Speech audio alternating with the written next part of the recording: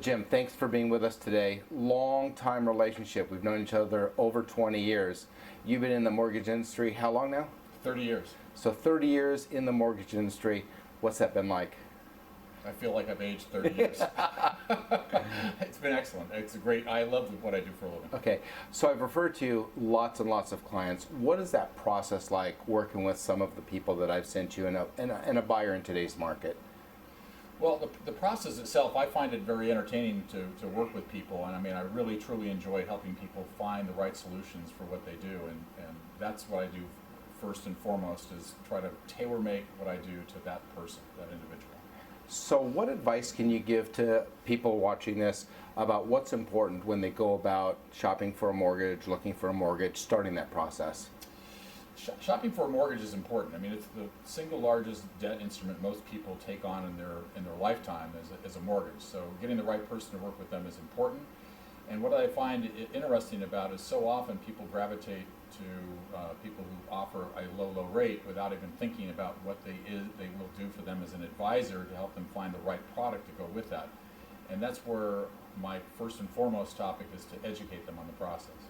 So you mentioned process. What is that process like? The process of getting a mortgage in today's over-regulated world can be a little daunting at times. I mean, quite honestly, in days gone by, we used to actually underwrite a loan.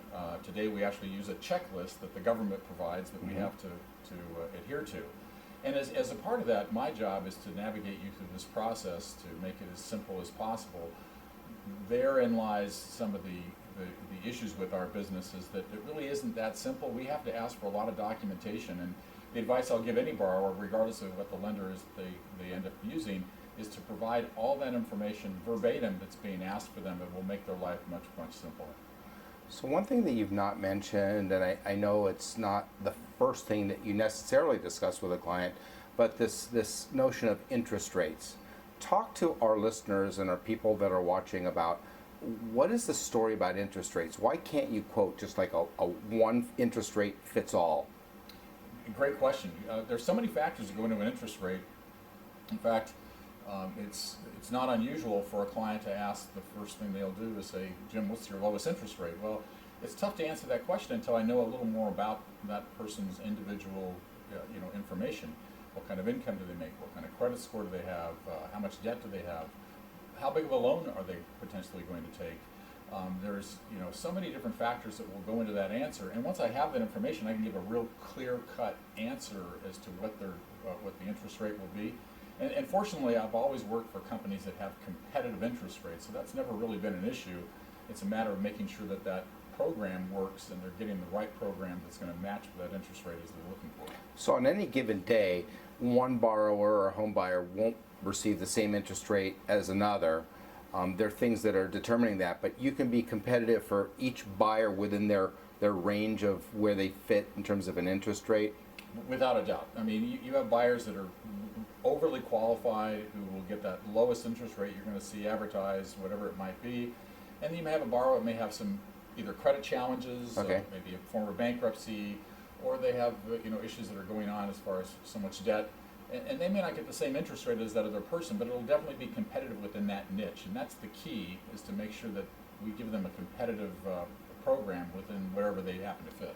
So when people are interested in having that initial consultation with you, what do they need to be prepared for? Should they bring anything? What does that first look like?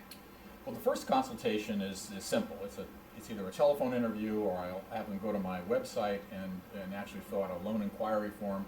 And that's going to give me the basic information I need, because once I have that, now I can ask them for specific information. Right.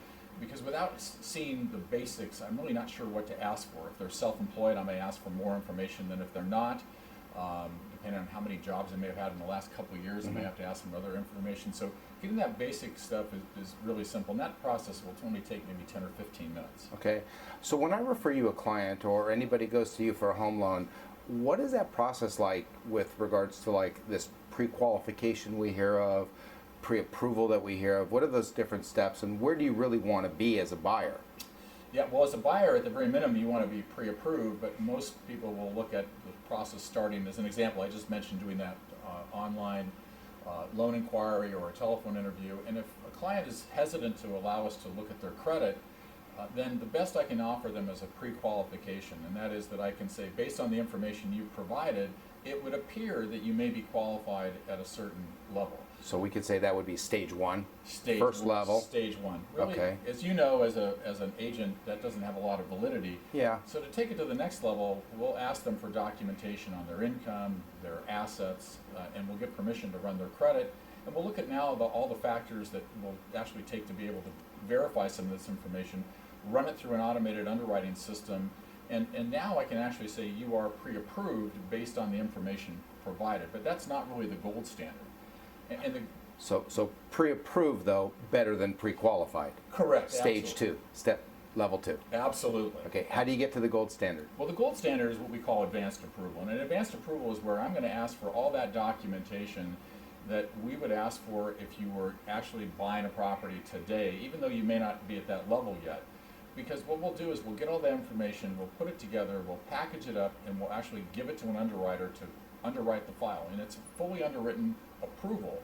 The only thing we're missing is information relevant to the property itself, which means you can create a scenario where you walk in day one in a contract and you waive your loan contingency on the day that you write the contract. That can give a buyer a lot of opportunity with a seller.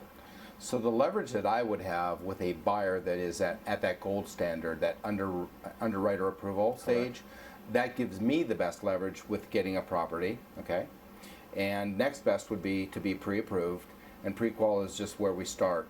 In order to go from where we start to the gold standard, can this be done in hours? I know the answer, but can this be done in hours, days, weeks? What is a reasonable amount of time that someone can really go about this process to get to either being pre-approved or that gold standard of underwriter approval? At each stage, so as at the pre-qualification stage, that can be done as quickly as an hour or two, because it's very, very simple.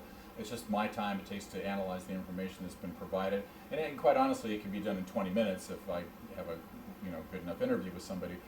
On the pre-approval stage, that actually is as fast as the client is willing to provide the information to me. That would be at the within 2 hours to 24 hours, depending on how fast they get the information. Going to the gold standard, though, we're actually going to submit that to an underwriter, and that can take maybe up to 5 days to go through that process. Okay.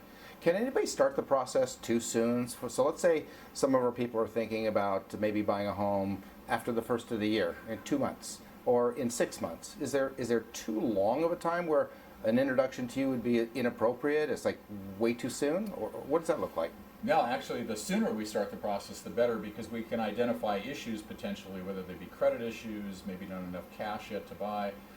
We've got people we'll work with 12 months in advance. We'll get them, we start the planning process early enough so that at the end of 12 months, they're ready to buy. Any issues have been taken care of. And literally, if they were buying even at the first of the year, I'd say, let's start the process now so that they're ready to go at the time they move forward. Okay, so it sounds like you're really more of a counselor throughout this process, and there's no time at which it's too soon to start a conversation with you if they're thinking down the road of buying a home.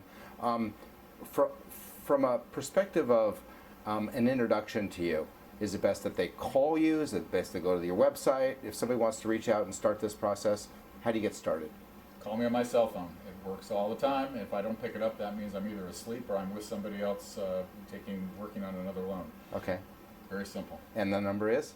It's 949-874-1147. And if they want to visit a website, a lot of people are visual, they want to kind of look and snoop around on a website. What's that web address for us? You'll love this address, folks. It's not the shortest. It's www.rpm-mtg.com/J Olmsted. That's OLMSTED. Jim, thank you so much for your expertise, your wisdom. Appreciate it. I know that the people listening and watching have really gotten some value, and I just appreciate you giving us some content. Thank you. Appreciate it.